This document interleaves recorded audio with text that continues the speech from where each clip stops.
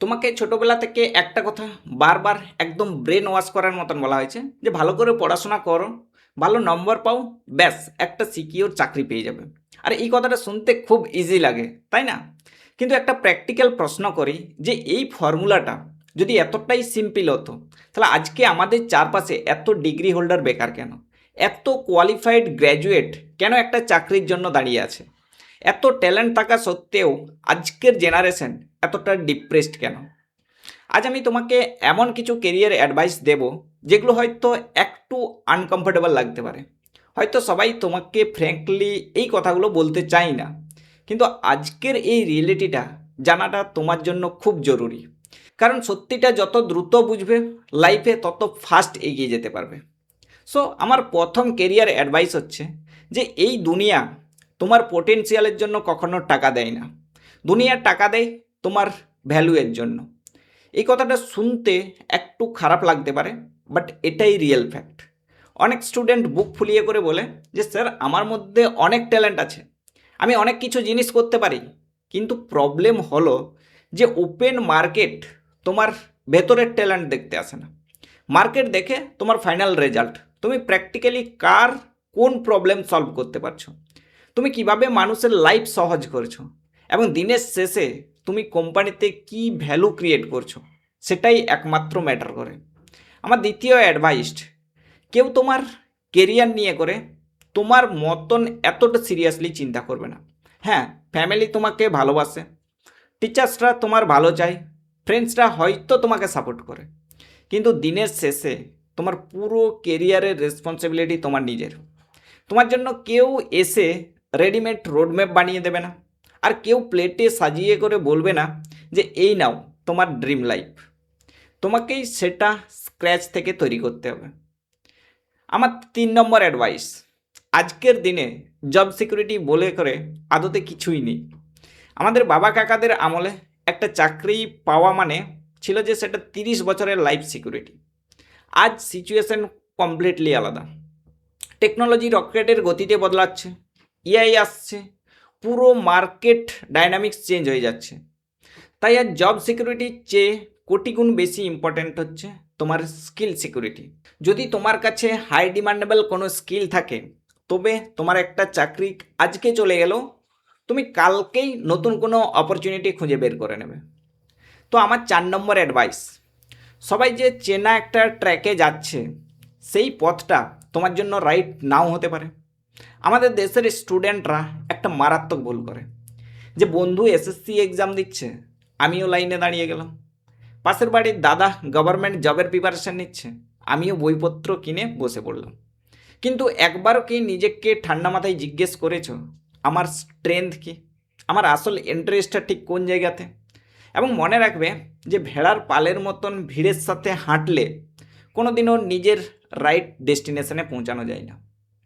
আমার 5 নম্বর advice, degree তোমার কেরিয়ারের শেষ নয়, জাস্ট এটা একটা শুরু।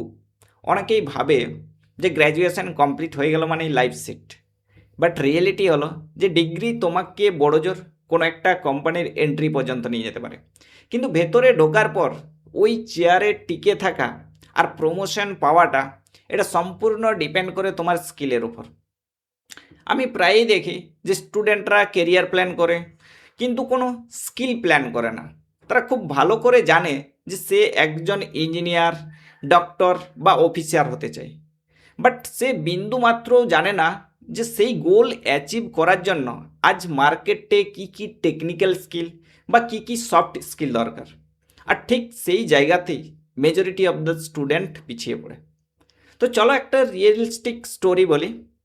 দুজন স্টুডেন্ট ছিল, দুজনের কাছেই সেম ডিগ্রি, দুজনেই জব খুঁজছিল।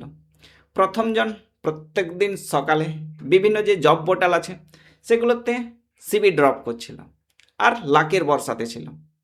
সেকেন্ড জন কী করলো, সে অ্যাপ্লাই করার পাশাপাশি নিজের স্কিল ইমপ্রুভ করতে শুরু করলো। প্রত্যেক দিন নিয়ম করে কমিউনিকেশন প্র্যাকটিস করলো, লেটেস্ট এআই টুলস চালানো শিখলো, এবং নিজের কাজটা একটা স্ট্রং পোর্টফোলিও বানিয়ে করে সেটা লিঙ্কডইনে নেটওয়ার্ক তৈরি করলো। তো 1 বছর পর প্রথম জনের সিচুয়েশন একদম কিন্তু সেম টু সেম রয়ে গেল, বাট সেকেন্ড জনের সামনে নতুন নতুন অপরচুনিটির লাইন লেগে গেল। কেন বলো তো? কারণ সে শুধুমাত্র চাকরি খুঁজছিল না, সে নিজেকে মার্কেটের কাছে মোস্ট ভ্যালুয়েবল করে তুলেছিল। হ্যাঁ, আরেকটা কথা যেটা হয়তো এই ভিডিওর সবথেকে ইম্পর্ট্যান্ট লেসন, তোমার ইনকাম কিন্তু তোমার টাইমের ওপর নির্ভর করে না, তোমার ইনকাম নির্ভর করে তোমার ভ্যালুয়ের ওপর। দুজনেই অফিসে 8 ঘন্টা ডিউটি করছে, কেউ একজন মাসের শেষে 15,000 টাকা পাচ্ছে, আর অন্যজন সেখানে অনায়াসে 1.5 লাখ টাকা পার্স করছে। তাহলে ডিফারেন্সটা কোথায় দুজনের মধ্যে? ডিফারেন্সটা তাদের টাইমের নয়, ডিফারেন্সটা হলো তাদের স্কিল, নলেজ এবং ক্রিটিক্যাল প্রবলেম সলভিং অ্যাবিলিটিতে। তাই তুমি যদি একজন স্টুডেন্ট হও এবং আজ থেকেই নিজের মধ্যে একটা হ্যাবিট তৈরি করো যে প্রত্যেক দিন রাতে ঘুমানোর আগে নিজের আয়নার সামনে দাঁড়িয়ে করে একটা প্রশ্ন করো যে আজ আমি নতুন কী জিনিস শিখলাম যা আমাকে আগামীকালের মার্কেটে বাকিদের চাইতে বেশি ভ্যালুয়েবল বানাবে।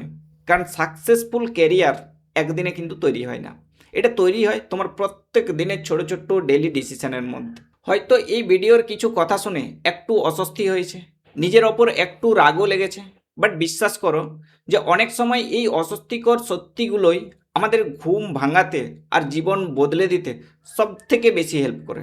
তাই প্লিজ অন্ধের মতন শুধুমাত্র ডিগ্রির পেছনে দৌড়াও না, শুধু চাকরির পেছনে হন্য হইও না। নিজেকে এমন একটা হাইলি ভ্যালুয়েবল পার্সন হিসেবে বিল্ড করো যার স্কিলের জন্য মার্কেট নিজের থেকে ডিমান্ড করে। যে কোনো ক্রাইসিস সিচুয়েশনও নিজের জন্য একটা নতুন অপরচুনিটি ক্রিয়েট করে নিতে পারে। কারণ ফিউচার কিন্তু তাদেরই যারা শুধুমাত্র চাকরি খোঁজে না, বরং নিজেদেরকে এমন একটা লেভেলে নিয়ে যায় যে অপরচুনিটি নিজেই তাদের অ্যাড্রেস খুঁজে চলে আসে। নিচে কমেন্ট করে অবশ্যই জানাও যে তোমার মতে আজকের এই ডিজিটাল যুগে সবথেকে ভ্যালুয়েবল স্কিল কোনটা। আমি তোমার কমেন্টের অপেক্ষাতে রইলাম। আর এই ভিডিওটা যদি তোমার থিঙ্কিং প্রসেসকে একটু হলেও পুশ করে থাকে তাহলে ডেফিনেটলি লাইক করো এবং বন্ধুদের সাথে শেয়ার করো। আর চ্যানেলটাকে এখনই সাবস্ক্রাইব করে বেঙ্গল স্কিল একাডেমির সাথে যুক্ত হয়ে যাও। কারণ এখানে আমরা শুধুমাত্র কেরিয়ারের গাল ভরা গল্প শোনাই না, কেরিয়ারের পেছনের আসল বাস্তব সত্যিটা নিয়ে করে কথা বলি। দেখা হচ্ছে নেক্সট ভিডিওতে। Keep learning, keep growing.